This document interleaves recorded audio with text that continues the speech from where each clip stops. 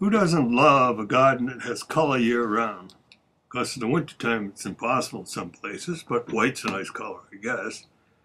Here are some individual shots of my daylilies in bloom right now in July of 2015.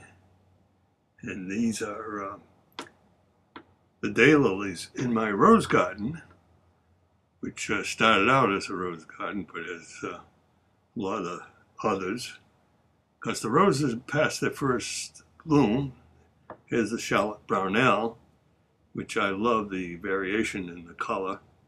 The Magic Carpet knockout type rose is also in that center garden. And here's a panoramic shot of my outer garden, my perimeter garden, if you will. Here's the other side of the rose garden with my little froggy and my dahlias, which I thought were going to be larger, but they're beautiful dark maroon red. And the knockout rose is on its second wave of blooms. And here we see the Charlotte Brownell, which is past its first bloom and should be giving me a second wave very shortly.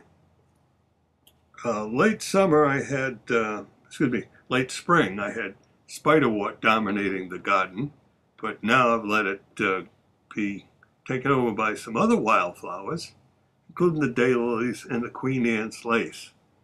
These Queen Anne's lace are up around 8 feet. I never expected them to get that tall, but it's been an unusual year, to say the least. In there we see a little Japanese red maple and plenty of spiderwort, which is going past bloom for the most part.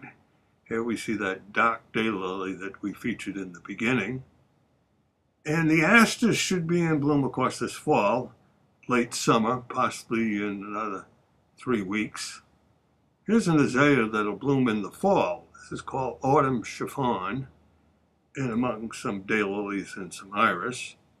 And I'm looking forward to the bloom on that. In this garden, there's actually 4 of them. Right now, they seem to be well hidden by all the other perennial growth. And the wildflowers that I've, you might say, I've succumbed to this summer with the heat.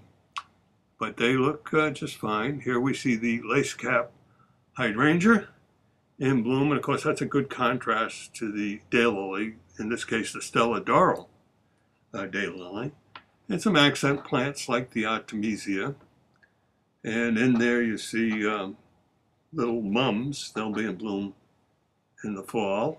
Got some fern here, Dryoptera fern.